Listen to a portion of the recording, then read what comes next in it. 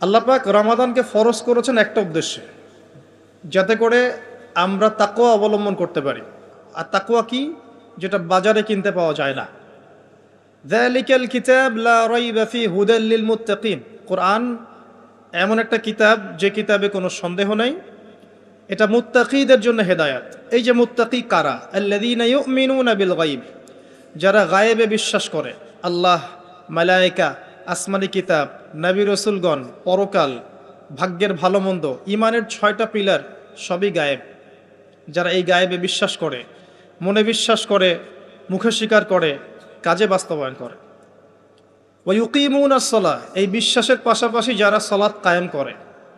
ওয়া মিম্মা রাযাকনাহুম ইউনফিকুন, এবং তাদেরকে যে রিজিক দেয়া হয়েছে, এই রিজিক থেকে তারা আল্লাহর পথে ব্যয় করে, যাকাত দেয়, দান সাদাকা করে। এবং মুহাম্মদ সাল্লাল্লাহু আলাইহি ওয়াসাল্লামের কাছে যা নাজিল করা হয়েছে, এই কিতাব আল কোরআন এবং এর পূর্ববর্তী কিতাবগুলোর প্রতিও তারা ঈমান রাখে, বিশ্বাস রাখে। এরাই তারা যারা সফল, যাদেরকে মুত্তাকি বলা হচ্ছে। তাকওয়া কি জিনিস? আল্লাহ ভীতি। নবী সাল্লাল্লাহু আলাইহি ওয়াসাল্লাম বলছেন, আত-তাকওয়া হাহুনা, তাকওয়া হচ্ছে কলিজার মধ্যে, কলবের মধ্যে। আমার দাড়ি, টুপি, জুব্বা, পাগড়ি থাকতে পারে, সেটা আমার কলবে কতটুকু তাকওয়া আছে এটা আল্লাহ ছাড়া কেউ জানেন না। তাকওয়া সম্পূর্ণ আল্লাহ জানেন একজন ব্যক্তির মধ্যে কতটুকু তাকওয়া আছে। অনেক সময় বাহ্যিক চোখে মনে হতে পারে এই ভাইটা ইসলামিক পোশাক পরে নাই, দাড়ি আমার চেয়ে একটু ছোট, চলাফেরা কেমন জানি, সুন্নতি পোশাক নাই, ওঠা বসা চলাফেরা কেমন মনে হচ্ছে।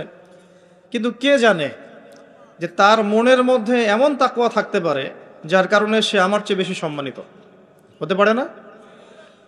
আবার অনেক সময় মনে হতে পারে যে আমি এইসব চেয়ারে বসে আছি, বড় বড় ওয়াজ করছি, নসিহত করছি, অনেক বড় বড় কথা বলছি, কোরআন এবং সুন্নাহর সামাজিক কথা বলছি, পলিটিক্যাল কথা বলছি, কোরআন সুন্নাহ থেকে কথা বলছি, দেখে মনে হচ্ছে আমার পুরো দেহটা তাকওয়ায় ভরপুর। এমন হতেও পারে যে আমার চেয়ে আপনার তাকওয়া বেশি আছে। কে জানে এটা? শুধু আল্লাহ জানেন। এবং এই তাকওয়াই হচ্ছে আল্লাহর কাছে সম্মান পাওয়ার একমাত্র মানদণ্ড। তাই এখানে একটা নসিহত হচ্ছে, আল্লাহর কাছে নিরপরাধ থাকার চেষ্টা করেন, মানুষের কাছে না। আল্লাহর কাছে ফেয়ার থাকেন, আল্লাহর কাছে আপনি নিষ্পাপ থাকার চেষ্টা করেন, মানুষের কাছে না। আল্লাহর কাছে ভালো হন, দেখবেন আল্লাহ রাব্বুল আলামিন মানুষের মনের মধ্যে আপনার জন্য ভালোবাসা সৃষ্টি করে দিবেন ইনশাআল্লাহ। মানুষের কাছে নয়, লোক দেখানো বিষয় নয়। লোক দেখানো বিষয়টাকে রিয়া বলা হয়, এটা একটা গোপন শিরক। তাকওয়াই একমাত্র মানদণ্ড যা আল্লাহর কাছে সম্মানের মানদণ্ড হিসেবে গৃহীত। বংশ, ভাষা, দেশ বা জাতি বা বর্ণ, রক্ত, এগুলো তাকওয়ার মানদণ্ড নয়। এগুলো আল্লাহর কাছে সম্মানের মানদণ্ড নয়।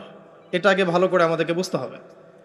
আর সেই ব্যক্তি মুত্তাকি নিঃসন্দেহে, যে আল্লাহকে ভয় করে, আল্লাহর আদেশগুলোকে মেনে চলে, আল্লাহর নিষেধগুলোকে বর্জন করে, নবী সাল্লাল্লাহু আলাইহি ওয়াসাল্লামের তরিকা মতো চলে, কোরআন এবং সুন্নাহর আলোকে জীবন গড়ে, ইনশাআল্লাহ আমরা বলতে পারি এই ব্যক্তি মুত্তাকি। তারপরেও এই ব্যক্তি চূড়ান্তভাবে জান্নাতে যাবে কি যাবে না, এই কথা আল্লাহ ছাড়া কেউ বলতে পারেন? পারেন না। আসেন, উমর রাদিয়াল্লাহু আনহু একজন সাহাবীকে বলছেন, আপনি কি আমাকে বলতে পারেন তাকওয়া কাকে বলে? উমর রাদিয়াল্লাহু আনহুকে বলা হচ্ছে, হে আমিরুল মুমিনিন, আপনি কি কখনো কাটা বিছানো পথে হেঁটেছেন? উমর রাদিয়াল্লাহু আনহু বলছেন, হ্যাঁ হেঁটেছে। কিভাবে হেঁটেছেন? আমরা সতর্কতার সাথে পা ফেলেছি। ওই সাহাবী বলছেন, এটাই হচ্ছে তাকওয়ার উদাহরণ। জীবনে চলার পথে আপনার সামনে শিরিকের টোপ থাকতে পারে, বেদায়াতের টোপ থাকতে পারে, হারাম রিজিকের টোপ থাকতে পারে, জেনার টোপ থাকতে পারে, সুদের টোপ থাকতে পারে, অনেক রকম টোপ কাটা আপনার পথে থাকতে পারে। কিন্তু আপনি এগুলো বেছে বেছে চলছেন, বেছে বেছে পা ফেলছেন এবং জান্নাত আপনার গন্তব্যের দিকে এগিয়ে যাচ্ছেন। এটার নাম হচ্ছে তাকওয়া। আমি কি বোঝাতে পারছি? আলহামদুলিল্লাহ। আল্লাহ পাক রমাদান মাসে সওম ফরজ করেছেন তাকওয়া অবলম্বন করার জন্য। কিন্তু বাস্তবতা হচ্ছে, আমরা দেখি রমজান মাসে অনেকেই নামাজ পড়ে না, রোজা রাখে, তারাবির নামাজ পড়তে আসে, 5 ওয়াক্ত নামাজ মসজিদে এসে পড়তে চায় না। রমাদান মাসে অনেক মা বোনকে দেখা যায় পর্দা না করেই বেহায়ার মতো হাটবাজারে ঘোরাফেরা করছে। রমজান মাসে দেখা যায় আমরা অনেক সুদের লেনদেনের সাথে সম্পৃক্ত থাকি। রমাদান মাসে আমরা ঘুষ খাই, রমাদান মাসেও আমরা দুর্নীতি করি। রমজান মাসেও দেখা যায় আমরা এই যে অশ্লীল মুভিজগুলো, টিভি, তারপরে এই যে থিয়েটার, আপনার ফ্যাশন শো, আপনার পর্নোগ্রাফি, সিরিয়াল, এইগুলো অনেকে দেখি। রমজান মাসেও আমরা এই কাজগুলো করি। রমজান মাসে অনেক হোটেলে দেখা যায় পর্দা টাঙানো আছে, ভিতরে খাবার খাওয়া হচ্ছে। রমজান মাসে অনেক কিছু দেখা যায় যেগুলো আসলে তাকওয়ার খেলাফ। রমজান মাসে রোজা রেখে যদি মানুষ এগুলো করে, পাশাপাশি হিংসা করে, গীবত করে, মিথ্যা কথা বলে, অশ্লীল কথা বলে, ঝগড়া করে, মারামারি করে, ইত্যাদি ইত্যাদি, তাহলে কি সম তাকওয়া নিয়ে আসবে? এই রোজা কি আমার জীবনে তাকওয়া নিয়ে আসবে? রোজার উদ্দেশ্য হচ্ছে তাকওয়া অবলম্বন করা। আসুন প্র্যাকটিক্যালি কি করতে পারে আমি শুরু থেকে বলছি। প্রথমত, রমজান মাস আসার আগে আমাদেরকে একটা হাদিস মাথায় রাখতে হবে। একটা হাদিস, মাত্র একটার কথা বলছি, হাদিস অনেক আছে, আমি একটার কথা বলছি। নবী সাল্লাল্লাহু আলাইহি ওয়াসাল্লাম বলেছেন, যে ব্যক্তি রমজান মাসকে পেল, যে ব্যক্তি রমজান মাসকে পেল কিন্তু তার গুনাহ মাফ করাতে পারল না, সেই ব্যক্তি ধ্বংস হোক। এই কথাটা মাথায় রাখবো আমরা। যে ব্যক্তি রমজান মাসকে পেয়েছে কিন্তু রমজান মাসকে পেয়েও তার গুনাহ মাফ করাতে পারল না, সেই ব্যক্তি ধ্বংস হোক। মাথায় থাকবে ইনশাল্লাহ। আরেকটা হাদিস, আল্লাহ রাব্বুল আলামিন তার রাসূলকে বলছেন আমাদেরকে জানিয়ে দেওয়ার জন্যে, যে ব্যক্তি রমজান মাসে ঈমানের সাথে সওয়াবের আশায় সবগুলো সম রাখবে, সবগুলো রোজা রাখবে, আল্লাহ পাক তার বিগত জীবনের সমস্ত পাপ মাফ করে দিবেন।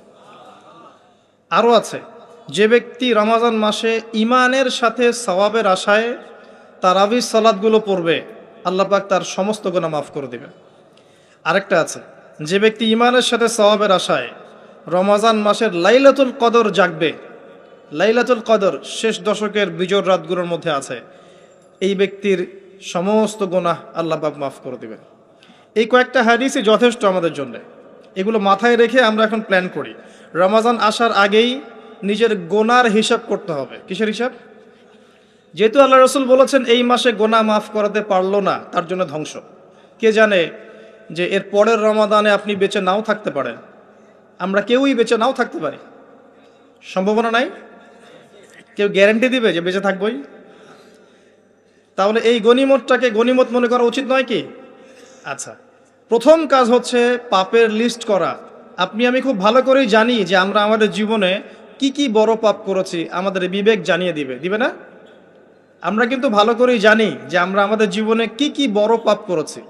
কত বছর নামাজ পড়িনি, কত বছর রোজা রাখি নাই, কত বছর যাকাত দেই নাই, কার কার ক্ষতি করেছি, কার কার উপর জুলুম করেছি, কয়বার জেনা করেছি, কয়টা মেয়ের সাথে সম্পর্ক করেছি, কতদিন বেপর্দায় চলেছি, বয়ফ্রেন্ডের সাথে কোথায় কোথায় ঘুরেছি, বয়ফ্রেন্ডের সাথে কি কি করেছি। এখন তো গার্লফ্রেন্ডও কি কি করে, তাই না ভাই? সুবহানাল্লাহ। আর কিসের জন্য অপেক্ষা করছেন? কিয়ামতের জন্য। আর কোন নিদর্শনের জন্য অপেক্ষা করছেন? তবে এর পরে একটা সময় আসবে যখন মানুষ ছেলে ছেলে আর মেয়ে মেয়ে বিয়ে করবে। এটা এই ধাপটা পার করে আরেকটা ধাপে যাবে, সেটা হচ্ছে মানুষ জন্তু জানোয়ারের সাথে জেনা করবে। বিশ্বাস করলেন না? অপেক্ষা করতে থাকেন। যখন এটাও দেখবেন তখন আমার কথা মনে করে, ভাই কথাটা বলছিল আগেই, মানুষ জন্তু জানোয়ারের সাথেও জেনা করবে। ছেলে ছেলেকে বিয়ে করছে না, মেয়ে মেয়েকে বিয়ে করছে না, এবং এটাকে প্রমোট করা হচ্ছে এমনভাবে যে এটা একটা ভালো জিনিস, এটা একটা ব্যক্তি স্বাধীনতা, মানুষ চাইলে করতেই পারে। কয়দিন পরে দেখবেন মানুষ জন্তু জানোয়ারের সাথেও জেনা করবে। বাচ্চাদেরকে মানুষ ধর্ষণ করছে না? এক সময় ছিল কি এই জিনিসটা? বাচ্চাদেরকে কেউ ধর্ষণ করতো? আজকে থেকে 100 বছর আগে ছিল? চিন্তা করে দেখেন, ছিল না। কিন্তু এখন স্বাভাবিক হয়ে যাচ্ছে না? অনেক দেখবেন বাচ্চা এখন ধর্ষিত হচ্ছে। আর যেহেতু এগুলোর বিচার হয় না সুষ্ঠু, ধর্ষক পার পেয়ে যায়। এগুলো কিন্তু এমনি এমনি হয়নি, আস্তে আস্তে এই সময়গুলো আসবে। যাই হোক, আমরা আমাদের ঈমান আমল হেফাজত করি, আমাদের পরিবারটাকে হেফাজত করি। আল্লাহ পাক তৌফিক দান করুন। তো যেটা বলছিলাম, আমরা কিন্তু জানি খুব ভালো করি যে আমরা কি কি পাপ করেছি। এই পাপগুলোকে একটু খাতার মধ্যে লিস্ট করতে হবে। পারবেন? নিজের বড় বড় পাপগুলোকে খাতায় লিস্ট করতে পারবেন? পারা যাবে ইনশাআল্লাহ। ছোটখাটো পাপের কথা বাদ দেন। ছোটখাটো পাপ আল্লাহ পাক অজু করলে মাফ করে দেন। অজু করলে পাপ মাফ হয়ে যায়। নামাজের জন্য হেঁটে যাচ্ছেন, পাপ মাফ হয়ে যায়।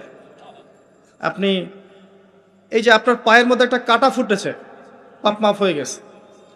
আপনি জ্বর আসছে, আপনার গুনাহ মাফ হয়ে যাচ্ছে। আপনি মুসাফা করছেন আমার সাথে, আপনার গুনাহ ঝরে যাচ্ছে, আমার গুনাহও ঝরে যাচ্ছে। ছোটখাটো পাপ মাফের অসংখ্য পদ্ধতি আছে, আল্লাহ পাক দিয়ে দিয়েছেন আমাদেরকে। কিন্তু কবিরা গুনাহ, বড় বড় কবিরা গুনাহ খাঁটি তওবা করা ছাড়া মাফ হবে না। আমি কি বুঝাতে পারছি? কবিরা গুনাহ খাঁটি তওবা না করলে মাফ হবে না। এই রমাজানে আমাদের কবিরা গুনার লিস্ট আমাদেরকে করতে হবে, নিজের আমলনামার লিস্ট নিজেকে করতে হবে। এবং রমাজানে রোজা রেখে সওমরত অবস্থায় আল্লাহকে বলতে হবে, আল্লাহ আমি অমুক পাপ করেছিলাম, আমাকে মাফ করে দাও। আল্লাহ আমি অমুক পাপ করেছি, আমাকে মাফ করে দাও। আল্লাহ আমি অমুক পাপ করেছি, আমাকে মাফ করে দাও। পারা যাবে ইনশাল্লাহ। আল্লাহর জন্য এক মুহূর্তের ব্যাপার। আল্লাহ পাক আপনার সমস্ত পাপকে নেকি দিয়ে পরিবর্তন করে দিবেন ইনশাআল্লাহ, যদি মুখলেসভাবে আপনি তওবা করতে পারেন। আরেকটা বিষয় থেকে যায়, সেটা হলো মানুষের সাথে জড়িত হক। অনেক সময় দেখা যায় কাউকে গালি দিয়েছি, কাউকে অপবাদ দিয়েছি, কারো সম্মানহানি করেছি, কাউকে মিথ্যা অপবাদ দিয়েছি, কারো প্রতি হিংসা করেছি, বিদ্বেষ রেখেছি, কারো সম্পদ আত্মসাৎ করেছি, কারো জিনিস চুরি করেছি, ছিনতাই করেছি বা ডাকাতি করেছি, বা কারো সম্পদ আত্মসাৎ করে নিজের পেটে ভরেছি, প্রতিবেশীর জমি মেরে দিয়েছি, ওই দুই প্রতিবেশী চাষের জমি জোর করে জবরদখল করেছি। এক কথায় মানুষের সম্মান জান মালের সাথে জড়িত যে পাপ, এই পাপ আল্লাহর কাছে মাফ হবে না। কাবা ঘরের গেলাফ ধরে কানলেও আপনি আমাকে যে মিথ্যা অপবাদটা দিয়েছেন, এটা মাফ হবে না যতক্ষণ না আমি মাফ করছি। কথা কি বুঝতে পারছেন? মনে করেন আপনি আমাকে মিথ্যা একটা অপবাদ দিয়েছেন এবং ধুয়ে রেখে দিয়েছেন একদম মিথ্যা অপবাদ দিয়ে। যতক্ষণ আমি আপনাকে মাফ না করছি, কাবা ঘরে গিয়ে গেলাফ ধরে কান্নাকাটি করলো, এই পাপ মাফ হবে না ইনশাআল্লাহ। এই অবস্থায় মৌত হলে কি হবে? পরকালে দেখবেন আমি দাঁড়িয়ে আছি আপনার জন্য, আপনার হিসাব হচ্ছে, হিসাব শেষ। আপনি সালাত, সওম, হজ জাকাতের নেকি নিয়ে উঠেছেন, কিন্তু দেখছেন আমি দাঁড়িয়ে আছি, আমার মতো আরো 10 জন দাঁড়িয়ে আছে। ওই 10 জনকে আপনি গালি দিয়েছিলেন, অপবাদ দিয়েছিলেন, তাদের গীবত করেছিলেন, তাদের সম্পদ বা সম্মানের হানি করেছিলেন। এখন কিয়ামতের মাঠে আপনার নেকি দিয়ে এই ঋণ শোধ করতে হবে, অন্য কোনো অপশন নাই। আর যদি নেকি শেষ হয়ে যায় তখন কি হবে? তখন আমার আমলনামা থেকে কিছু গুনাহ আপনাকে নিতে হবে।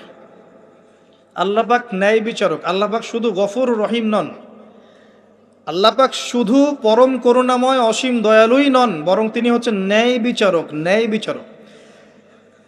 একজন ধর্ষক যদি বলে যে আল্লাহ পাক তো গফুর রহিম, আল্লাহ আমাকে মাফ করে দিতে পারেন, তাহলে যাকে ধর্ষণ করলো সে তার উপর জুলুম হবে না? আল্লাহ পাক যদি ধর্ষককে মাফ করে দেন, তাহলে যাকে ধর্ষণ করা হয়েছে ওর প্রতি জুলুম হবে না? কথা বুঝতে পারছেন না? মনে করেন আপনি নাউজুবিল্লাহ কারো সম্পদ আত্মসাৎ করেছেন, এখন আল্লাহ যদি আপনাকে মাফ করে দেন, তাহলে এই যে যার সম্পদ আপনি আত্মসাৎ করেছেন এর উপরে জুলুম করা হচ্ছে না? আল্লাহ পাক কি জুলুম করবেন? এক জাররা পরিমাণ করবেন না। কিয়ামতের মাঠে নেকি দিয়ে তার এই ঋণ শোধ করতে হবে, অথবা তার গুনাহ আপনার কাঁধে নিয়ে জাহান্নামের পথে যেতেও হতে পারে। আল্লাহ পাক হেফাজত করুন। এই জন্য সবসময় সতর্ক থাকবেন, আপনার যারা যেন মানুষের হক নষ্ট না হয়। মানুষ আপনাকে গালি দেখ, থাপ্পড় মারুক, জমি আত্মসাৎ করে ফেলুক, হক নষ্ট করুক, কি করে করুক, আপনি তারটা করতে যান না। যারা করছে আপনি লাভবান। আপনি কেমন করে লাভবান? আপনি অসংখ্য নেকি পাচ্ছেন, আপনি জানছেনও না। যেই আপনার বিরুদ্ধে মনে করেন আপনি নিষ্পাপ, আপনি মাজলুম, আপনি কোনো অন্যায় করেন নাই, আপনার বিরুদ্ধে জুলুম করা হচ্ছে, অপবাদ দেওয়া হচ্ছে, আপনাকে আন্ডারএস্টিমেট করা হচ্ছে, ইত্যাদি ইত্যাদি, আপনি বসে বসে নেকি পাচ্ছেন, বসে বসে নেকি পাচ্ছেন। এবং পরকালে কিয়ামতের মাঠে উঠে দেখবেন অসংখ্য নেকি অটোমেটিক আপনার আমলনামায় চলে আসবে। তখন তারা আফসোস করবে, দুনিয়াতে এই কাজগুলো না করে ভালো কিছু করলে ভালো হতো। যাই হোক,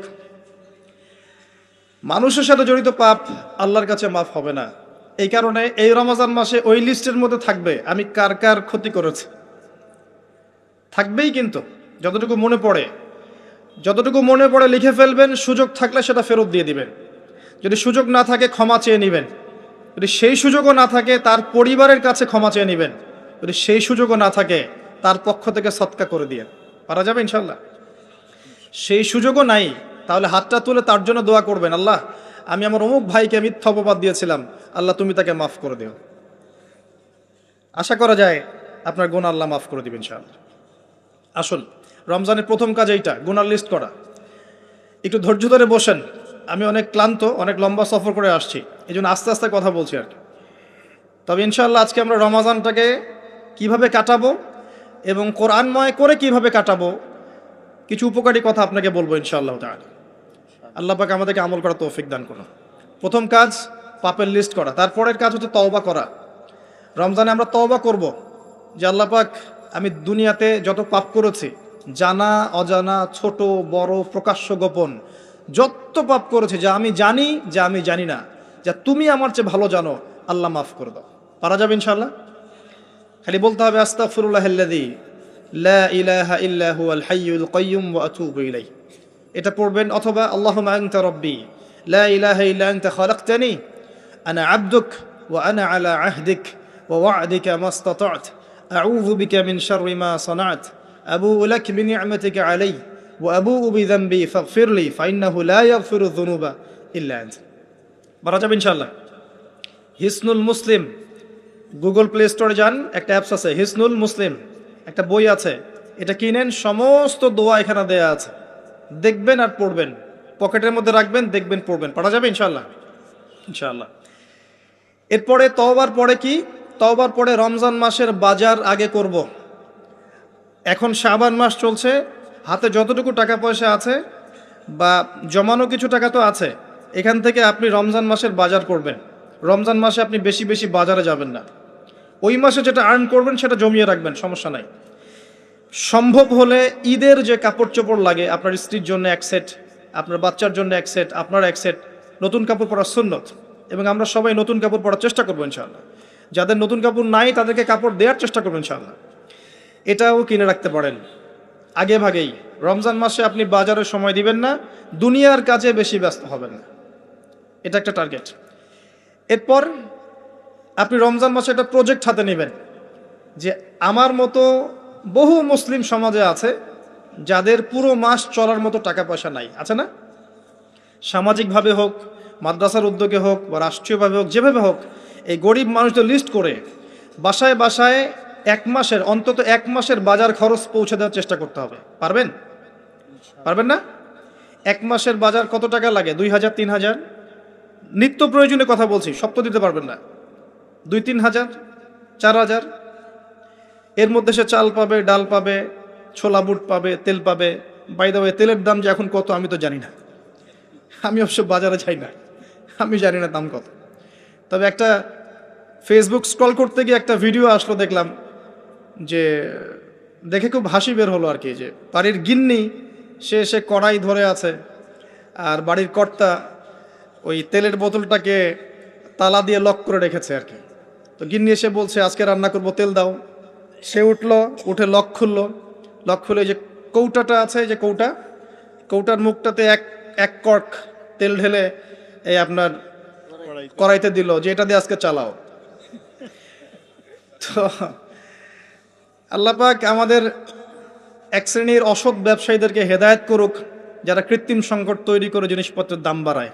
আল্লাহ পাক এদেরকে হেদায়েত করুক, কঠিন শাস্তির আওতায় আনা উচিত। যদি এটা ওমর রাদিয়াল্লাহু আনহুর শাসন হতো, দেখতেন শাস্তি কাকে বলে, প্রকাশ্যে শাস্তি দিত তারা। যদি এটা ওমর রাদিয়াল্লাহু আনহুর যুগ হতো, তাহলে দেখতেন শাস্তি কাকে বলে।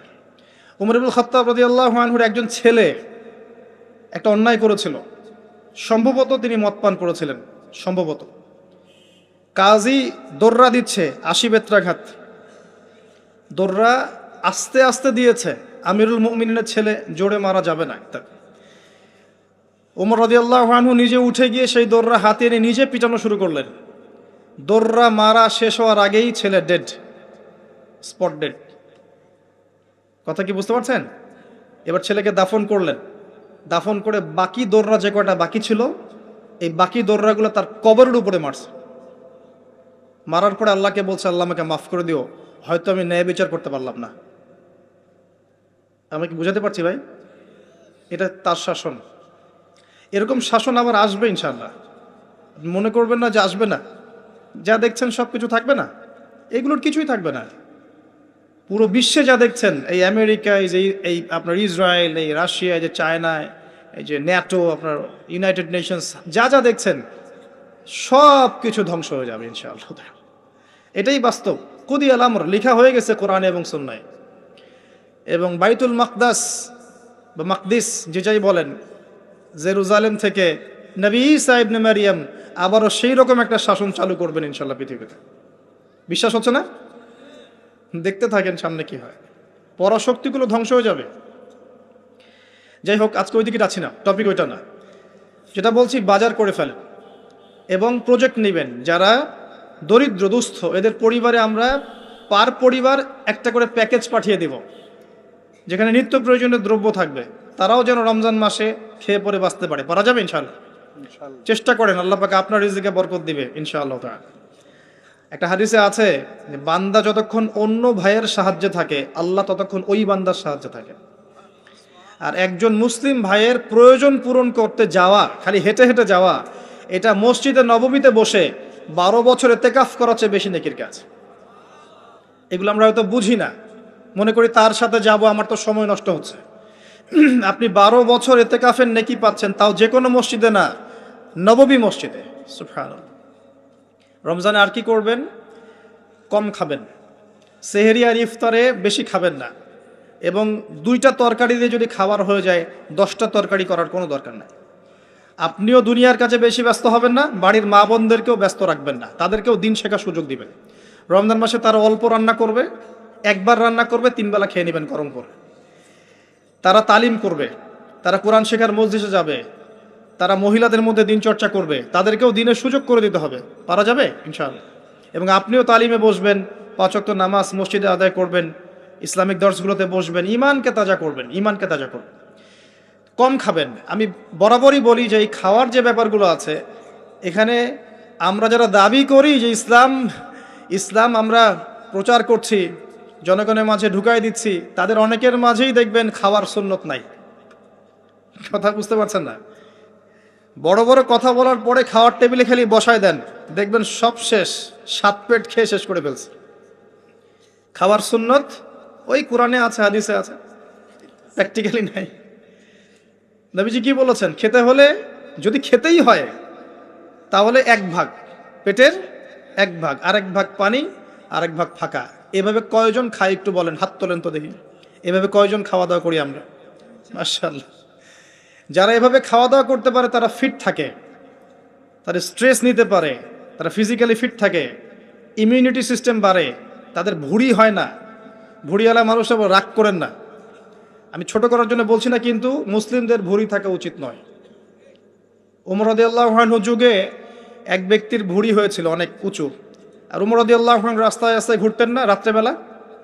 তিনি দেখলেন যে একজন ভুঁড়িওয়ালা ব্যক্তি আসে, তিনি লাঠি দিয়ে গুতা দিয়ে বলেছিলেন যে মা হ্যাঁ এটা কি? সে বলেছিল যে বারাকাতুম মিন ইনদিল্লাহ, আল্লাহর বরকত এটা। তখন ওমর ইবনে খাত্তাব বলেছেন যে এটা বাল আযাব মিন ইনদিল্লাহ, বরং এটা আল্লাহর আযাব, আল্লাহর শাস্তি। এটা হয়ে গেলে তুমি তো নামাজে মনোযোগী হতে পারবে না, অলস হয়ে যাবে। আর আখিরুজ জামান, শেষ জামানার হাদিসগুলোর মধ্যে একটা হাদিস আমি পেয়েছিলাম যে শেষ জামানায় 1 শ্রেণীর মানুষ বের হবে, যারা খুব মেদভুড়িওয়ালা হবে, ঠেস দিয়ে বসে থাকবে আয়েশ করে, আর বলবে আমি কোরআন মানি, হাদিস মানি না। কথা বুঝতে পারছেন? সব লেখা আছে, নবী সাল্লাল্লাহু আলাইহি ওয়াসাল্লামকে সব দেখানো হয়েছে, একদম নিখুঁতভাবে তিনি সব ব্যাখ্যা করে গেছেন। সুবহানাল্লাহ। ঈসা আলাইহিস সালাম যখন আসবেন, তার যে চুল থেকে টপ টপ করে পানি পড়তে থাকবে, এটাও হাদিসে এসেছে। আর কি জানতে চান? এই যে মাসিহুদ দাজ্জালের কথা বলা হয়, এই দাজ্জালকে যেখানে হত্যা করা হবে সেই জায়গাটাও হাদিসে লেখা আছে, এটা বাবে লুদ নামক জায়গা। বাবে লুদ, এটা ফিলিস্তিনের মধ্যে আছে। কি চাচ্ছেন? সব লেখা আছে। এটাই ইসলাম, যেখানে প্রতিটা বিষয়ের সমাধান আছে, খুঁটিনাটি সব কিছু আছে। আমরা অমুসলিম ভাই বোনদেরকে অনুরোধ করব, জীবনটাকে নিয়ে ভাবুন এবং কোরআন সুন্নাহকে একবার নিরপেক্ষভাবে পড়াশোনা করেন। এরপর যদি আপনার মনে হয় মন থেকে হ্যাঁ কোরআন এবং সুন্নায় সব কিছুর সমাধান আছে, নিঃসন্দেহে এটা এক আল্লাহর পক্ষ থেকে মনোনীত দিন, আর দেরি করবেন না, ইসলাম কবুল করে ফেলুন। আল্লাহ পাক তৌফিক দান করুন। বলা যায় না তাদের দ্বারা আল্লাহ পাক আমাদের চেয়ে অনেক বেশি খেদমত নিতে পারেন। আল্লাহ পাক এটা বলেছেন, ওয়া ইন তাতাওয়াল্লাও, হে মুসলিমরা তোমরা যদি মুখ ফিরিয়ে নাও, আল্লাহর দায়িত্ব পালন না করো, আমানতের খেয়ানত করো, ইয়াস্তাবদিল কওমান গায়রাকুম, আল্লাহ পাক অন্য কওমকে তোমাদের জায়গায় নিয়ে আসবেন, সুম্মা লা ইয়াকুনু আমসালাকুম, তারা তোমাদের মতো অপদার্থ হবে না। আসুন, রমজান একটু কম খাওয়ার অভ্যাস করেন, সেহরিতে কম, ইফতারেও কম। এমনভাবে খাবেন না যে মনে হচ্ছে এটা আপনার জীবনের শেষ খাওয়া, এইভাবে খাবেন। এবার সম রেখেছেন, সম রাখা অবস্থায় 5 ওয়াক্ত নামাজ জামাতে পড়তে হবে, প্রথম টার্গেট। করা যাবে ইনশাল্লাহ? 5 ওয়াক্ত নামাজ জামাতে পড়বো। সরকার বাধা দিবে? প্রশাসন বাধা দিবে? আপনার পরাশক্তির আপনাকে বোম মারবে? কিচ্ছু হবে না। আপনি আপনার দিন পালন করবেন। লাকুম দীনুকুম ওয়ালিয়া দিন, তোমাদের দিন তোমাদের, আমার দিন আমার। আপনি 5 ওয়াক্ত সালাত মসজিদে পড়ার চেষ্টা করবেন ইনশাআল্লাহ তাআলা। আর নামাজ পড়বেন রাসূল সাল্লাল্লাহু আলাইহি ওয়াসাল্লামের তরিকা মোতাবেক, তাড়াহুড়া করে 3G 4G নামাজ না, রিল্যাক্সে নামাজ পড়বেন। ঠিক আছে ইনশাআল্লাহ? আসেন, রোজা রেখে আর কি করবেন? বেশি থেকে বেশি আল্লাহর জিকির করবেন।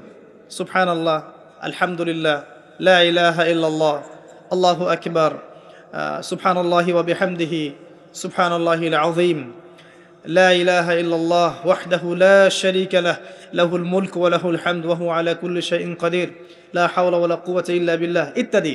যত জিকির আছে বেশি থেকে বেশি করবেন। মানুষের সাথে কথা কম বলবেন। অহেতুক চায়ের দোকানে আড্ডা পিটাবেন না, অহেতুক পাবজি নিয়ে পড়ে থাকবেন না, অহেতুক ফেসবুকে স্ক্রল করে সময় নষ্ট করবেন না, অহেতুক ইউটিউবে পড়ে থাকবেন না। আপনি জিকিরে সময় দিবেন, জায়নামাজে বসে থাকবেন, জিকিরে সময় দিবেন। আল্লাহ পাক তৌফিক দান করুন। এবং বেশি থেকে বেশি দোয়া করবেন আল্লাহর কাছে রমজান মাসে। দোয়া আপনার নিজের জন্যে, আপনার মা বাবার জন্যে, আপনার মৃত আত্মীয় স্বজনের জন্যে, আপনার ফিউচারের জন্যে, আপনার সন্তানদের জন্যে, আপনার দেশের জন্যে, আপনার জনগণের জন্যে, মুসলিম উম্মার জন্য, সবার জন্য কি করবেন? দোয়া করবেন। দোয়ায় কার্পণ্য করবেন না। আপনি যখন অন্য কোনো মুসলিম ভাইয়ের জন্য দোয়া করছেন, তখন আপনার মাথার কাছে একজন ফেরেশতা থাকবেন, যিনি বলবেন যে তোমার জন্যও তাই হোক, তোমার জন্যও তাই হোক। দোয়া করলে লাভ আপনার, ক্ষতি নাই। আর দোয়া করার উপযুক্ত সময়গুলো খুঁজে খুঁজে বের করবেন। যেমন রোজা রাখা অবস্থায় দোয়া করলে দোয়া কবুল হয়। 2 একামতের মাঝখানে, মানে আজান এবং একামত এর মাঝখানে দোয়া করলে দোয়া কবুল হয়। নামাজের, ফরজ নামাজের পরে দোয়া করলে দোয়া কবুল হয়। সালাম ফিরানোর আগেও দোয়া করলে দোয়া কবুল হয়, দোয়া মাসুরার পরে। এরপরে সেজদারত অবস্থায় দোয়া করলে দোয়া বেশি কবুল হয়। শেষ রাতে দোয়া করলে দোয়া কবুল হয়। বৃষ্টি পড়ছে, এই সময় দোয়া করলে দোয়া কবুল হয়। একটু দান সদকা করেছেন, ভালো কাজ করেছেন, এখন হাত তুলে দোয়া করেন, দোয়া কবুল হয়। ওযু করেছেন, এখন হাত তুলে দোয়া করেন, দোয়া কবুল হয়। অনেক জায়গা আছে দোয়া কবুলের, খুঁজে খুঁজে বের করে দোয়া করতে থাকে। দোয়া চাইতে হবে কেন? নিজের দোয়া নিজে করুন। দোয়া চাওয়া ভালো কাজ, এটা কোনো খারাপ কিছু না, কিন্তু নিজের দোয়া নিজে করতে শেখেন। আপনার যা প্রয়োজন আমি কি বুঝতে পারবো? আপনি যদি বলেন ভাই দোয়া করেন, আমি বলতে পারি বারাকাল্লাহ ফিক, কিন্তু আপনার কি কি দরকার, আপনার মূল চাহিদা কি কি, আপনাকে নিজের ভাষায় আল্লাহর কাছে বলতে হবে। যদি আপনি কোনো মতে আরবিও না জানেন, আরবির কিছুই জানেন না, আমি বলবো আপনি প্রয়োজনে বাংলাতেই আল্লাহর কাছে দোয়া করেন। আল্লাহ পাক সব ভাষা বুঝবেন ইনশাআল্লাহ তাআলা। আল্লাহ পাক কি সব ভাষা বুঝবেন না? ইনশাআল্লাহ তাআলা। বেশি বেশি দোয়া করবেন। রমজান মাসে আরেকটা কাজ করবেন, যাকাত। আপনাদের যাকাত যেটা আছে নিসাব পরিমাণ যাকাত লিস্ট করে ফেলবেন, হিসাব করবেন, রমজান মাসেই যাকাত দিয়ে দিবেন। যাকাত আটকে রাখবেন না। যদি যাকাত কেউ অস্বীকার করে, সে আর মুসলিম থাকে না, সে কাফের হয়ে যায়। এটা মনে রাখবেন। যাকাত অস্বীকার করার কোনো সুযোগ নেই। আর অলসতা করে যদি না দেন, এই যাকাত কিয়ামতের মাঠে আল্লাহ পাক এগুলোকে সোনা রূপা পরিণত করবেন, করে গলাবেন, গলিয়ে কপালে, গালে আর পিঠে লেপটে দিবেন। বলেন নাউজুবিল্লাহ। এবং এই যাকাত একটা সাপের আকৃতি নিবে, সাপ, বিষাক্ত সাপ, যেটা গলায় পেঁচানো থাকবে, মাথাটা থাকবে এই কপাল বরাবর। কবরের মধ্যে যখন শোয়ানো হবে, এই কপাল বরাবর এই সাপ ঠোকাতে থাকবে, বলবে আমি তোমার সম্পদ, আজকে স্বাদ ভোগ কর। এটাকে আমরা চাচ্ছি না। যাকাত দিয়ে দেন। আর যাকাত ইসলামিক অর্থনীতির ভিত্তি। যাকাত দিলেই গরিবের কাছে আপনার সম্পদ যাবে, তখন সেও খেয়ে পরে বাঁচতে পারবে। এভাবে সাম্য বজায় থাকবে। আল্লাহ আমাদের বোঝার তৌফিক দান করুন। রমজান মাসে একটা কাজ করবেন, সেটা হলো পরিবারকে সময় দিবেন, পরিবারকে টাইম দিবেন, পরিবারের মধ্যে ইসলামিক সংস্কৃতি গড়ে তুলবেন। একসাথে সেহরি করবেন, একসাথে সাহরি করার পরে একসাথে ইফতার করবেন, একসাথে তালিম করবেন, ইসলামিক কোনো মুভিজ একসাথে দেখলেন, ইসলামিক কোনো লেকচার একসাথে শুনলেন। মানে ইসলামকে এনজয় করবেন পরিবারকে নিয়ে, সাথে করে নিয়ে। বাচ্চা কাচ্চারা দেখবে ছোটবেলায় আমরা বাবাদের সাথে এটা করেছিলাম, ওইটা করেছিলাম। ইফতার বানাচ্ছেন বাসায়, বাচ্চাদেরকে ইনভলভ করবেন, বাচ্চাদেরকে রোজা রাখতে উৎসাহিত করবেন, ওদেরকে নবীদের গল্প শোনাবেন, ইসলামিক কালচারে বড় করবেন। দেখবেন পরিবারের মধ্যে শান্তি ও রহমত নেমে আসবে ইনশাআল্লাহ। পারা যাবে ইনশাআল্লাহ। রমজান মাসে আরও একটা কাজ করবেন, সাদাকাতুল ফিতর। সাদাকাতুল ফিতর দিয়ে দিবেন। এটা সম্পর্কে আলেম ওলামারা আপনাদেরকে বলবে খুতবা ইনশাআল্লাহ, আমি আগেই বলে রাখলাম। সাদাকাতুল ফিতর দিয়ে দিবেন। রমজান মাসে আরেকটা ইম্পর্টেন্ট কাজ আছে, সেটা হলো যে আমাদের সমাজে অনেক এতিম থাকে, বিধবা থাকে, নিঃস্ব অসহায় মানুষ থাকে। এই মানুষগুলোর পাশে দাঁড়ানোর চেষ্টা করবেন, বেশি থেকে বেশি দান সাদাকা করবেন। যতটুকু সামর্থ্য আল্লাহ দিয়েছেন আপনি বেশি থেকে বেশি দান সাদাকা করবেন। এভাবে ইনশাআল্লাহ আপনি রমজানটাকে উপলব্ধি করতে পারবেন, এনজয় করতে পারবেন। আপনার সালাতের মাধ্যমে, আপনার সিয়াম রাখার মাধ্যমে, দোয়া করার মাধ্যমে, জিকির করার মধ্য দিয়ে, পরিবারের সাথে এনজয় করার মধ্য দিয়ে দেখবেন আপনি আত্মশুদ্ধি অর্জন করতে পারছেন। আরেকটা কাজ, রাতের বেলা তারাবি সালাত। রাতের বেলা তারাবি মসজিদে জামাতে পড়ার চেষ্টা করবেন, এবং সবচেয়ে সুললিত কণ্ঠে যিনি তেলাওয়াত করতে পারেন তাকে ইমাম বানাবেন। নামাজটা এনজয় করা যায় যেন। রুকু করলে সেজদা পাই না এমন নামাজ দরকার নাই। আমার কথায় মন খারাপ করছেন? রুকু করলে সেজদা পাই না এমন নামাজের দরকার নাই। ধীর স্থিরভাবে নামাজ পড়েন, মধ্যম পন্থায় নামাজ পড়েন, সুললিত কণ্ঠে তেলাওয়াত করেন। ওই মক্কার তারাবি দেখেন, মদিনার তারাবি দেখেন, অনেক সুন্দর তারাবি হয়। রাকাত সংখ্যা নিয়ে ঝগড়া করেন না। সামনে একটা ঝগড়া আসবে, 20 রাকাত না 8 রাকাত, তারপরে আবার ঝগড়া আসবে ঈদের তাকবীর কতটা। ঝগড়া তো শেষ নাই। আস্তে আস্তে আস্তে আস্তে ইসলামের বিরোধী শক্তি যারা, তারা বিশ্বের নেতৃত্ব দেওয়ার আসনে চলে গেছে, আর আমরা আপোষে এই মারামারি কাটাকাটি ঝগড়া নিয়ে পড়ে আছি এখন। বিশ্বাস করছেন? এই হচ্ছে বাস্তবতা। কে কার গীবত করবে, কে কাকে অপবাদ দিবে, কে কার উন্নতি দেখে টেনে নামাবে, কে কাকে হিংসা করবে, কোন দলকে কাদা ছোড়াছুরি করবে, কোন আলেমকে, কোন বক্তাকে, এগুলো চলছে সমাজে।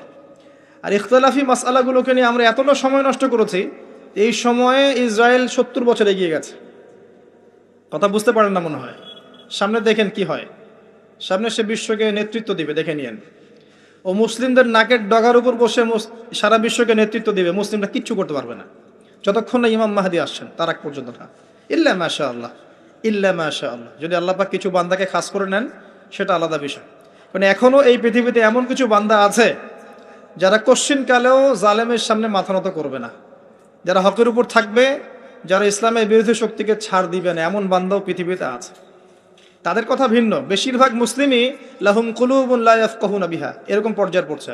হৃদয় আছে উপলব্ধি করে না, চোখ আছে দেখে না, কান আছে শোনে না।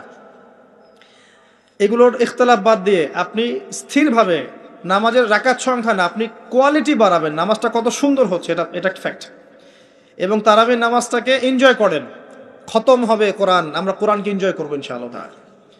এরপরেও শেষ রাত্রে আপনি চেষ্টা করেন নিজে ওঠার জন্য, পরিবারের লোকজনকে ওঠানো। আসো 2 রাকাত নামাজ পড়ি, আসো 4 রাকাত নামাজ পড়ি। সেহরি করার 1 ঘন্টা আগে ওঠা যাবে না। সেহরি করার 1টা ঘন্টা আগে উঠলেই কিন্তু আমি মিনিমাম 5-6 রাকাত, 8 রাকাত, 10 রাকাত নামাজ পড়তে পারবো। 2 রাকাত তো পারবো কমসে কম। 2 রাকাত পড়ে একটু তাসবিহ তাহলিল করে, একটু কোরআন তেলাওয়াত করে আল্লাহর কাছে হাত তুলে দোয়া করা যাবে না? ওই সময় আল্লাহ পাক প্রথম আসমানে নেমে আসেন, সুবহানাল্লাহ। এসে বলেন, কে আমাকে ডাকবে, আমি তার ডাকে সাড়া দিব। কে আছে আমার কাছে কিছু চাইবে, আমি তোমার চাওয়া পূরণ করব। কে আছো আমার কাছে ক্ষমা চাইবে, আমি তোমাকে ক্ষমা করে দেব। আল্লাহ পাক ফজর পর্যন্ত এটা বলতে থাকে। রমাদানের আর 2টা কাজ। এক হচ্ছে লাইলাতুল কদর তালাশ করবেন। আর লাইলাতুল কদর তালাশ করতে হলে শেষ দশকটা ইতিকাফ করার চেষ্টা করেন। ইতিকাফ করতে পারলে আপনি লাইলাতুল কদর পেয়ে যাবেন ইনশাআল্লাহ। স্পেসিফিকলি বলা নাই 27শে রমজানই লাইলাতুল কদর হবে, স্পেসিফিকলি বলার সুযোগ নাই, মিস হতে পারে। নবীজি বলেছেন শেষ দশকের বেজর রাত 21, 23, 25, 27, 29 যে কোনো একটা রাত লাইলাতুল কদর হবে। এক রাত ইবাদত করবেন, সারা হাজার হাজার মাস ইবাদত করার নেকি পেয়ে যাবেন ইনশাআল্লাহ তাআলা। এই রাতে দোয়া করলে দোয়া কবুল হয়ে যায়। আল্লাহ পাক আমাদেরকে লাইলাতুল কদর পাওয়ার তৌফিক দান করুন, ইতিকাফ করার তৌফিক দান করুন, আমিন। আরেকটা কাজ যেখান থেকে আমি আসবো, কোরআনময় রমাদানে, রমজান মাসে সবচেয়ে বড় যে কাজটা, এটা দিয়ে শেষ করছি, শোনেন, এখানে একটু সময় নেব, আমি একটু ধৈর্য ধরেন। রমজান মাসের সবচেয়ে বড় কাজ এবং রমজান মাস যে কারণে মহামান্বিত বা মহিমান্বিত, শব্দটা হয়তো আমি ভুল বলেছি, তো সেটা হচ্ছে আল কোরআনুল কারীম। রমজান মাস সেই মাস যেই মাসে কোরআন নাজিল করা হয়েছে। কি কারণে রমজান মাসে এত ফজিলতময়? প্রশ্নটা কি একটা যৌক্তিক প্রশ্ন না? শাবান মাসে কেন এত কিছু নয়? রজব মাসে নয় কেন? রমজান মাসেই কেন? উত্তর একটা উত্তর, যে শাহরু রমাদানাল্লাযী উনজিলা ফীহিল কোরআন। রমজান সেই মাস যেই মাসে আমি কোরআন নাজিল করেছি। কি জন্য নাজিল করেছেন আল্লাহ পাক? হুদাল লিন্নাস, এটা মানব জাতির জন্য হেদায়েত, ওয়া বাইয়িনাতিন মিনাল হুদা, এবং এটা সুস্পষ্ট একটা প্রমাণ, ওয়াল ফুরকান, এবং সত্য মিথ্যার মানদণ্ড, ইলা আখিরিল আয়া। সূরা কদরে আল্লাহ বলছেন ইন্না আনজালনাহু ফি লাইলাতুল কদর, আমি লাইলাতুল কদরে কোরআন নাজিল করেছি। আর কদর কোন মাসে? শাবানে না রজবে না রমজানে? তাহলে রমজান মাসে কোরআন নাজিল হয়েছে, প্রমাণ হলো। রমজান মাসে আল্লাহ পাক কোরআন নাজিল করেছেন কোথায়? এবার আপনাকে দেখাচ্ছি। এই যে আইয়ামে জাহেলিয়াতে। কোথায়? আইয়ামে জাহেলিয়াতে, যখন একটা যুগের মধ্যে শিরক আছে, সুদ আছে, ঘরে ঘরে শিরক, ঘরে ঘরে সুদ, ঘরে ঘরে মাদক, ঘরে ঘরে মেয়েদের অবমাননা এবং গোত্রীয় হানাহানি, কাটাকাটি, মারামারি, জেনা, ব্যভিচার ভর্তি একটা সমাজের মধ্যে, এখানে রমজান মাসে লাইলাতুল কদরে আল্লাহ কোরআন নাজিল করছেন। কথা কি বুঝতে পারছেন? এবার এই মাসটাকে আল্লাহ পাক সম্মানিত করে দিলেন। তাহলে রমজান মাসের মূল কাজটা কি? কোরআনকে সময় দেয়া। এই মাসের মূল বিষয়টা কি? আল কোরআন। এখন আসেন, এই জাহেলি যুগে কোরআন নাজিল হলো মাত্র 23 বছর পর। কত বছর? মাত্র 23 বছর কোরআন অনুযায়ী চলার পরে দেখা গেল ওই জাহেলি যুগের মধ্যে কোনো শিরক নাই, ওই জাহেলি যুগের মধ্যে কোনো সুদ নাই, ওই জাহেলি যুগের মধ্যে কোনো নারীর অবমাননা নাই, ওই জাহেলি যুগের মধ্যে কোনো রকমের মাদক নাই, এই জাহেলি যুগের মধ্যে, ওই জাহেলি যুগের কোনো গোত্রীয় হানাহানি নাই, সবাই ভাই ভাই হয়ে গেছে। সুবহানাল্লাহ। কত বছর? 23 বছর। কিভাবে চলেছেন? এই আল্লাহর কিতাব আল কোরআনুল কারীম, এর শিক্ষা এবং এর ব্যাখ্যা সুন্নাহ, এটাকে ফলো করে চলা হয়েছে 23 বছর, মাত্র 23 বছর। এখন সেই আল্লাহ কি নাই? সেই নবী নাই? নবী জীবিত না থাকলেও তার সুন্নাহ নেই, এবং সেই কিতাব আমাদের মাঝখানে নাই? সবই আছে। যদি সেই আল্লাহ থাকেন, সেই নবীর সুন্নাহ থাকে এবং সেই কিতাব আমাদের মাঝে থাকে, তাহলে আমাদের জাহিলিয়াতগুলো দূর করা সম্ভব না? কি করবেন রমজান মাসে কোরআনকে? আপনি জেনেছেন রমাদান মাস কোরআনের মাস, এই মাসটাকে আপনি কিভাবে মূল্যায়ন করবেন? আমি কয়েকটা ক্লাসিফিকেশন বলছি, লিসেন, এই জায়গাটা একটু ভালো করে শোনেন। 1 নাম্বার, বিভিন্ন শ্রেণীর মানুষ থাকে। এক শ্রেণীর মানুষ আছে আমাদের সমাজে যারা আলিফ বা তা মোটেই জানে না। আছে? আছে? এমন অনেক মানুষ আছে, এদের সংখ্যা কিন্তু কম না, প্রচুর মানুষ যারা আলিফ বা তা উচ্চারণ করতে পারে না। কোরআন বিশুদ্ধ করে একটা আলহামদুলিল্লাহি রাব্বিল আলামিন এটা পড়তে পারে না, বানান করে করে পড়তে পারে না। আছে না? এক কথায় বিশুদ্ধ তেলাওয়াত করতে পারে না, এমন মানুষের সংখ্যা কম না বেশি? প্রচুর। তাদের জন্য এই রমজানের টার্গেট হচ্ছে তাদেরকে এই রমজানের মধ্যেই কোরআন তেলাওয়াত করা শিখতে হবে। এতটুকু পারবেন? পারবেন না? ভয় পাচ্ছে? রমজান 1 মাস সময় লাগার কথা না, আপনার 20 দিন সময় লাগবে কোরআন তেলাওয়াত শিখতে ইনশাআল্লাহ। বিশ্বাস হচ্ছে না? হয়তো আপনি দ্রুত গতিতে পড়তে পারবেন না, কিন্তু পড়তে পারবেন।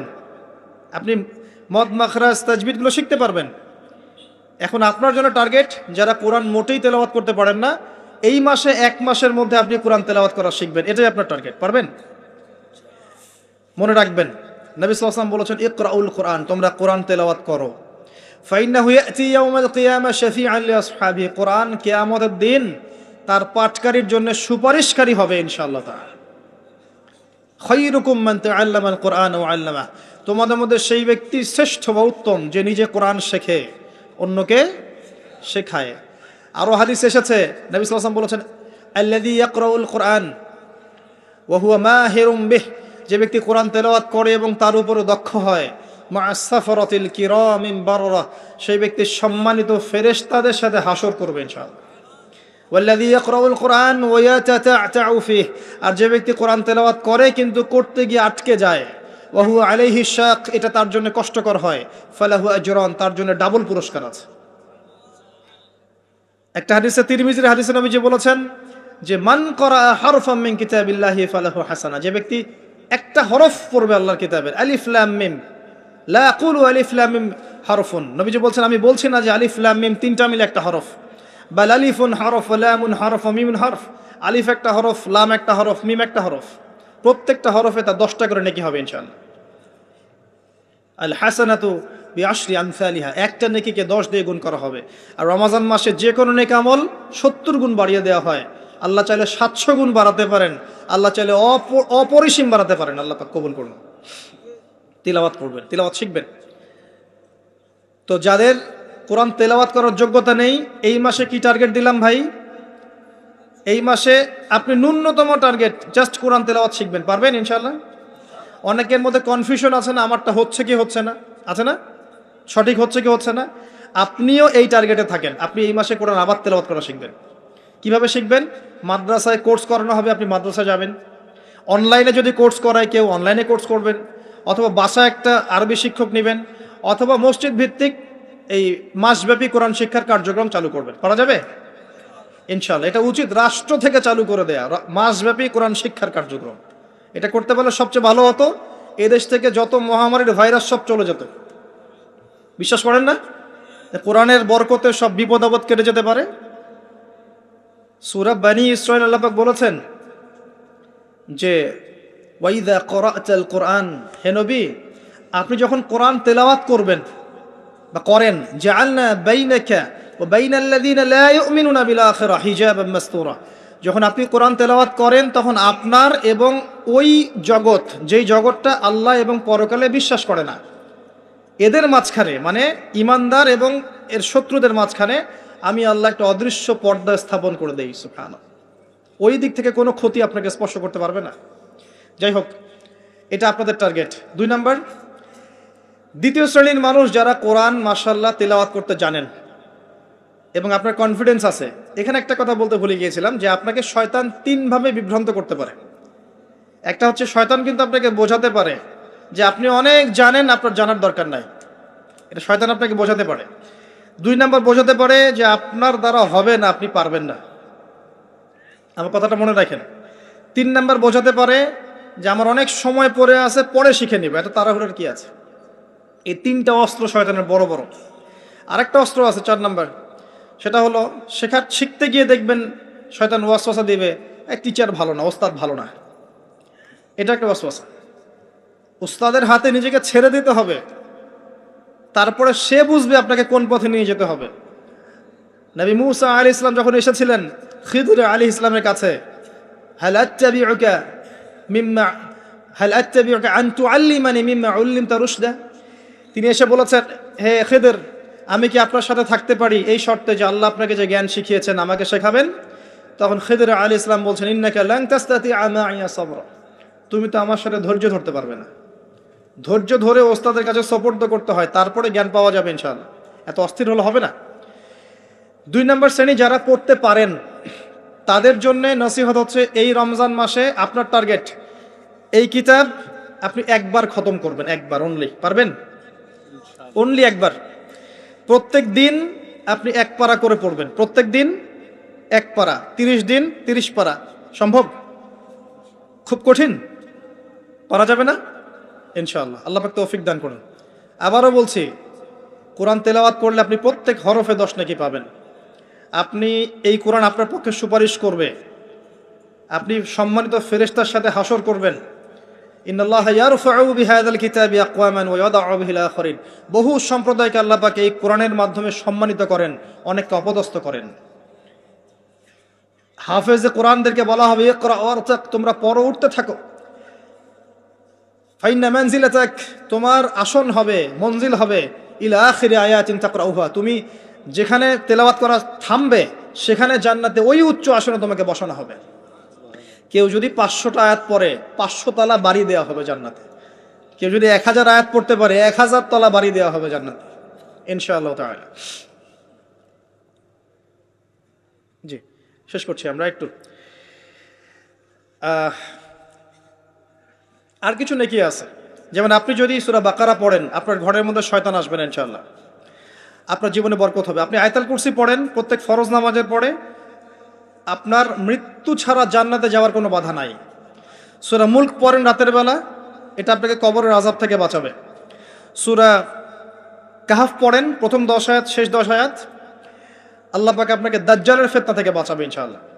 সূরা ইয়াসিন পড়েন, আপনার হাজত পূর্ণ হয়ে যেতে পারে ইনশাআল্লাহ তাআলা। আপনি সূরা বাকারার শেষের আয়াতগুলো পড়েন 3টা আয়াত, সারা রাত নফল নামাজের নেকি পাবেন।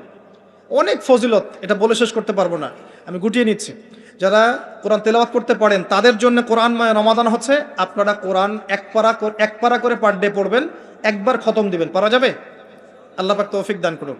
3 নাম্বার, তারা যারা হাফেজে কোরআন, তাদের টাস্ক হচ্ছে এই কোরআন রমাজান মাসে পুরোটা আবার হিফসের চর্চা করবেন। অনেক সময় ইয়াদদাশ কমে যায় না, অনেক আয়াত আবার ভুলে যায় না। হাফেজদের প্রতি নসিহত হচ্ছে এই মাসে আপনি পুরো কোরআনটাকে আবার রিগেইন করবেন, রিভাইজ করবেন, চর্চা করবেন, আবার আগের জায়গায় ফিরিয়ে নিয়ে আসবেন। পারবেন ইনশাআল্লাহ? আল্লাহ তৌফিক দান করুন। এবং সম্ভব হলে তারাবির নামাজ পড়ান। যারা তারাবির নামাজ পড়ায় তারা সৌভাগ্যবান, তারা পুরো কোরআনটা হিফজ করার সুযোগটা পেয়ে যায়। আল্লাহ পাক তাদেরকে তৌফিক দান করুন। এখানে একটা কথা বলবো আমি 1 মিনিটে, যে ইমাম খতিব মুয়াজ্জিন যারা আছেন তাদের ভালো ভাতার ব্যবস্থা করবেন, তাদের পরিবারের ভরণ পোষণের জন্য ভালো অঙ্কের ভাতার ব্যবস্থা করবেন। সব কিছুর দাম বাড়বে, তাদের ভাতা বাড়বে না, এটা হতে পারে না। তাদের জন্য, তাদের পক্ষে যদি কথা বলার কেউ না থাকে, আমি কথা বলছি, তাদের জন্যে আপনি ভালো অঙ্কের ভাতার ব্যবস্থা করবেন, তাদেরকে যেন পরিবার নিয়ে টেনশন করতে না হয়। নামাজ পড়াবেন, তারাবি পড়াবেন, খুতবা দিবেন, দিনের প্রচার করবেন, আপনি তার পরিবারের দায়িত্ব নিয়ে নেবেন। পারবেন? এটা করতে না পারলে তো আল কোরআন আলো ঘরে ঘরে জ্বলবে না। কোরআনওয়ালা মানুষের যদি সমস্যায় থাকে তাহলে কোরআনের কথা কে বলবে? কে নামাজ পড়াবে আর কে আপনাকে তারাবি পড়াবে? তারা অনেক মাজলুম এবং অসহায়, তারা মুখ ফুটে অনেক কথা বলতে পারে না, তাদের পক্ষে কথা বলার মানুষ খুব কম। তাদেরকে ভালো অঙ্কের অনারিয়ামের ব্যবস্থা করবেন, এটা করা উচিত আমাদের সবার। একটি ইমামের বেতন 5,000 10,000 টাকা, কিভাবে সংসার চলবে? সংসার চলতে পারে না। আল্লাহ পাক তাদেরকে প্রশস্ত রিজিকের ব্যবস্থা করুন, আমিন। আমাদের মানসিকতা পরিবর্তন করুন, আমিন। হাফেজ কোরআনদের জন্য এই টাস্ক, আপনারা পুরো কোরআন হিফজ করবেন, চর্চা করবেন এই রমজান মাসে। তারপরে আর 2-3টা বলে শেষ করছি। যারা কোরআন আমরা অর্থ জানি, টুকটাক অর্থ জানি, আমাদের কাজ হচ্ছে এই রমজান মাসে কোরআনের ব্যাকরণগুলোকে ঝালাই করা, আরবি ভাষাটাকে একটু ঝালাই করা, এবং বিশুদ্ধ তাফসিরকে নিয়ে পুরো কোরআন A to Z পুরো কোরআন 1 মাসের মধ্যে অর্থসহ পড়া। পারবো ইনশাল্লাহ?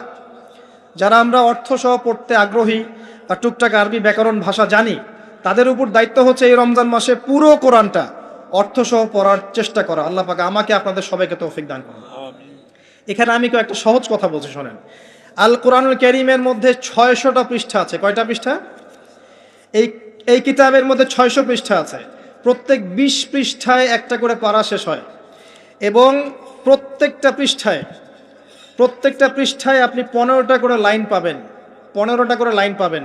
প্রত্যেকটা লাইনে আপনি গড়ে 9টা করে শব্দ পাবেন। 9টা শব্দ, কোন লাইনে 10টা থাকতে পারে, কোন লাইনে 8টা থাকতে পারে, গড়ে 10টা শব্দ, 9টা শব্দ থাকবে। এবং এক পৃষ্ঠায় 135 থেকে 140টা শব্দ থাকে। কথা কি বুঝতে পারছেন? এভাবে হিসাব করলে দেখা যায় যে এই 600 পৃষ্ঠার কিতাবের মধ্যে সব মিলিয়ে শব্দ আছে 77,800টা। কতটা? 77,800টা, অ্যাপ্রক্সিমেটলি 78,000 শব্দ। কিন্তু সুসংবাদ হচ্ছে এই যে এই সমস্ত শব্দগুলোই নতুন নতুন শব্দ নয়, বরং এই শব্দগুলো বের হয়েছে মাত্র 4,500 শব্দ থেকে। সুবহানাল্লাহ, চিন্তা করতে পারেন? মাত্র 4,500 শব্দ থেকে এই সমস্ত শব্দগুলো বের হয়েছে। এই শব্দগুলো আবার 3 ভাগে বিভক্ত। একগুলো হচ্ছে নাউন্স বা বিশেষ্য বা ইসম, একগুলো হচ্ছে ফেল বা ক্রিয়া, একগুলো আছে হরফ বা প্রিপোজিশন বা অব্যয়, এই টাইপের।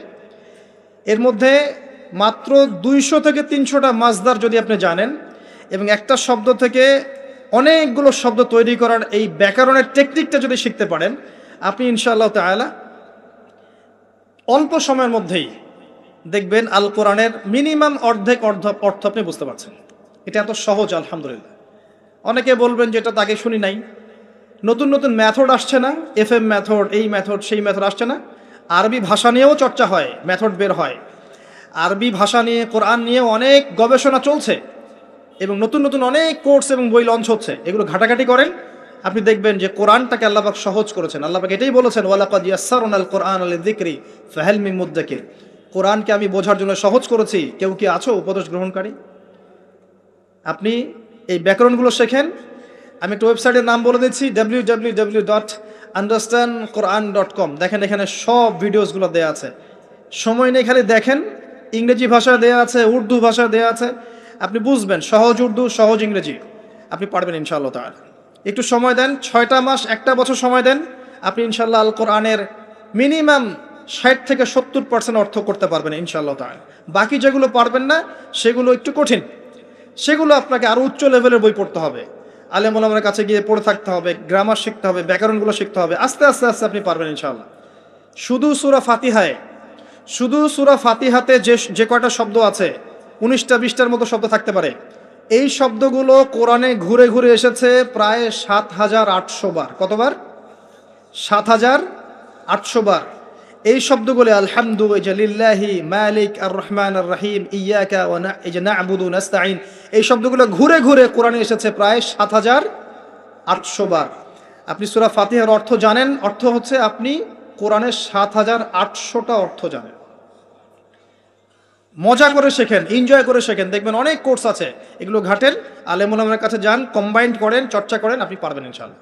পারবেন, এটা হতে পারেন, আপনি পারবেন, আপনার দ্বারাই হবে ইনশাআল্লাহ তাআলা। আল্লাহ পাক কবুল করুন। তাই যারা আমরা টুকটাক আরবি ব্যাকরণ শিখতে পারি বা জানি বা চর্চা করি, তাদের উচিত রমজান মাসে এটাকে চর্চা করা এবং শুরু থেকে শেষ পর্যন্ত অর্থটা পড়া। যেটা আপনার কাছে বিশুদ্ধ তাফসির মনে হয়, হোক মারিফুল কোরআন বা ইবনে কাসির বা জালালাইন, যেটা আপনার কাছে ভালো লাগে সেটা নেন, বা একাধিক তাফসির নেন। প্রতিদিন এক পারা করে আপনি অর্থ পড়ার চেষ্টা করেন, ইনশাআল্লাহ 1 মাসে একবার কোরআনের অর্থ পড়া যাবে ইনশাআল্লাহ তাআলা। আল্লাহ পাক আমাদের সবাইকে আল কোরআনের অর্থ বোঝার তৌফিক দান করুন, আমিন। এরপরে আমরা কোরআনের আদেশ এবং নিষেধগুলোকে রমজান মাসে মানব। সমস্ত কোরআনের আদেশ মানার চেষ্টা করব। নামাজ হোক, রোজা হোক, হজ জাকাত হোক, আপনার সত্য কথা বলা, পিতামাতার খেদমত করা, প্রতিবেশীর হক, সমস্ত সৎ বিষয়গুলো আমরা করার চেষ্টা করব ইনশাআল্লাহ তাআলা। একই সাথে কোরআনে যত নিষেধ করা আছে, যত হারাম নিষেধ করা আছে, শিরিক করো না, বেদাত করো না, হারাম খেও না, চুরি করো না, সুদ খেও না, জেনা করো না ইত্যাদি, এগুলো ছেড়ে দেবো ইনশাআল্লাহ। আল্লাহ পাক তৌফিক দান করুন। এবং সর্বশেষ কথা, এই রমজান মাসকে কোরআনময় করতে হলে কোরআনের দাওয়াত আমাদের সবার ঘরে ঘরে পৌঁছাতে হবে। কোরআনের দাওয়াত কিভাবে ঘরে ঘরে পৌঁছাবেন সেটার ফিকির আপনারা করেন। মসজিদ ভিত্তিকভাবে, মাদ্রাসার উদ্যোগে হোক, আপনার বাড়ি বাড়ি তালিমের মাধ্যমে হোক, গাস্টের মাধ্যমে হোক, মুসলিম অমুসলিম সবার ঘরে ঘরে কোরআনের মৌলিক বার্তাগুলো পৌঁছে দিলে ইনশাআল্লাহ তাআলা কোরআনের হক আদায় হবে। এই সেই রমজান মাস, যে মাসে কোরআন নাজিল হয়েছে, এই মাসে যদি আমরা কোরআনের হক আদায় করতে ব্যর্থ হই এবং আমাদের গুনাহগুলোকে মাফ করাতে ব্যর্থ হই, তাহলে আমাদের মতো হতভাগা আর কেউ থাকবে না। আল্লাহ পাক আমাদেরকে বোঝার তৌফিক দান করুন, আমিন। রমাদান মাসে পরিপূর্ণরূপে সওম রাখার তৌফিক দান করুন এবং সওম রেখে আল্লাহর যাবতীয় নিষেধকে বর্জন করার তৌফিক দান করুন এবং রমজান মাসে আল্লাহ পাক কোরআনের হকগুলো আদায় করার তৌফিক দান করুন। কোরআনময় রমাদানে আল্লাহ পাক আমাদেরকে বারাকা মণ্ডিত করুন, সৌভাগ্য মণ্ডিত করুন, আমিন।